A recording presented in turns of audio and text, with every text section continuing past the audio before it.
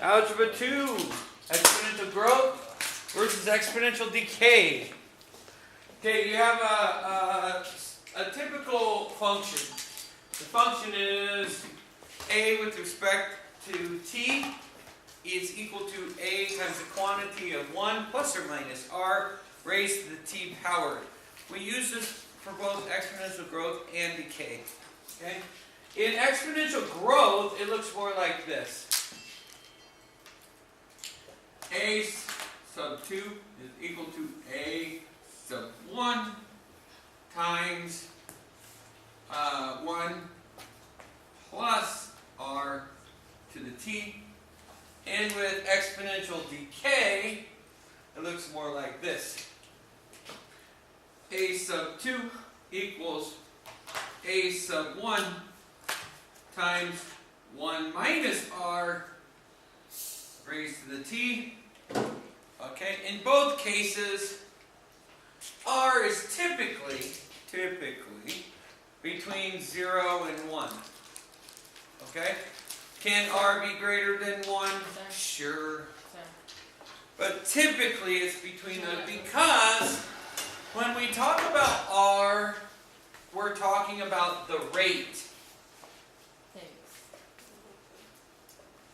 When we're talking about t, we're talking about time. And when we're talking about a, we are talking about the amount. Oh, okay?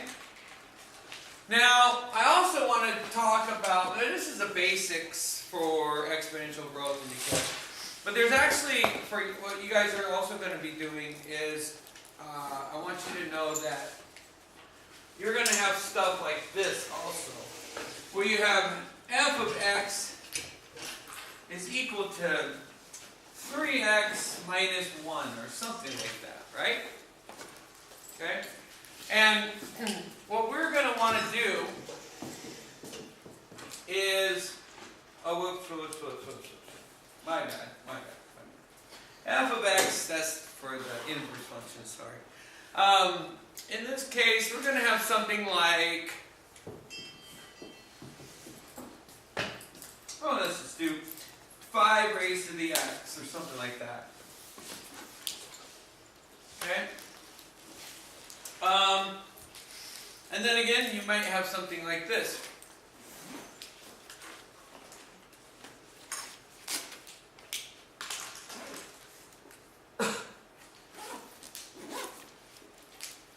Okay?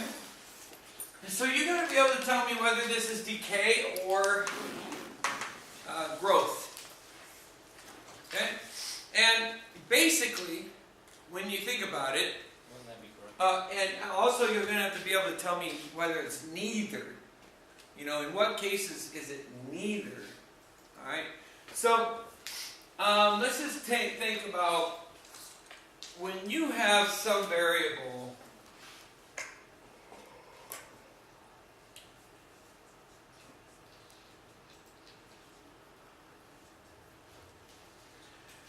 let's call it b to the x, since we want to get you ready for logarithms. So, so b to the x, right? Now, in this case,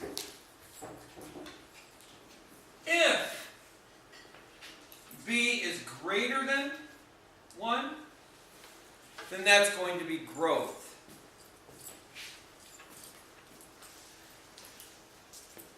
Okay? If b is greater than 0, but less than 1, that's going to be decay. Notice I did not say equal to 0 or equal to 1. Okay? Because in those situations, where you have f of x is equal to 1 to the x, or f of x is equal to 0 to the x, you have a special situation. So,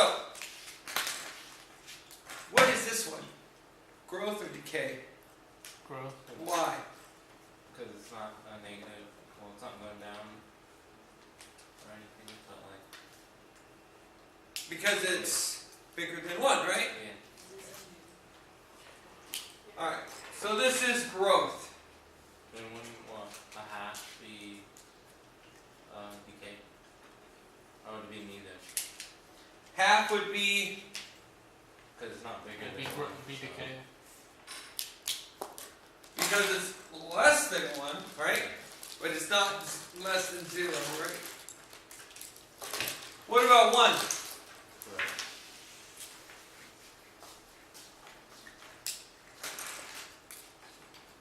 Because it's not bad. What is 1 squared? 1, What's 1 to the 15th power? 1, What's 1 to the 100th power? 1. So no matter what 1 is, raised to what power, it's always 1. It's a constant, right? So therefore, it's not exponential.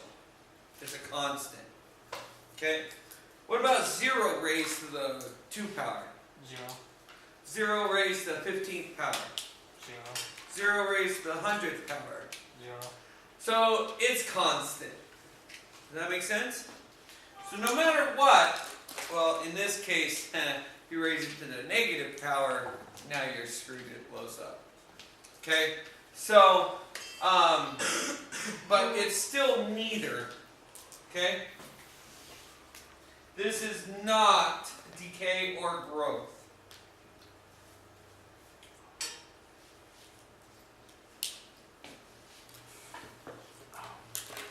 Okay?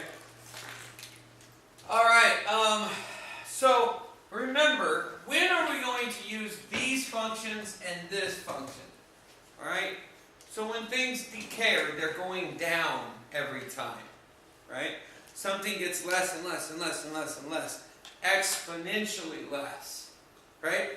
So a lot of times you're going to use this as in things called half-lives, right?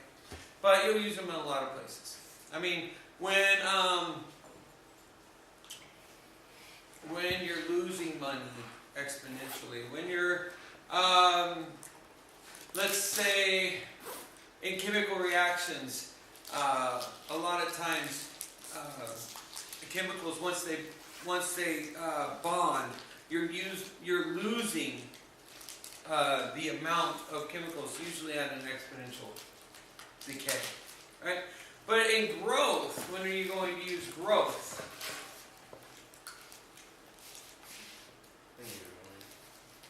Well, same aspect. A lot of times in biology, right? Cells grow, they split in half, or they double and they double and they double and they double and they double, right? So instead of halving, now you got doubling going on, right? Also, in money, right? When you put money in the bank or you put money with interest, right? A lot of times it grows exponentially. There's a lot of places where we're going to use this, but those are the two main places. So keep that in mind. Those are the most important formulas you'll use for exponential growth and decay.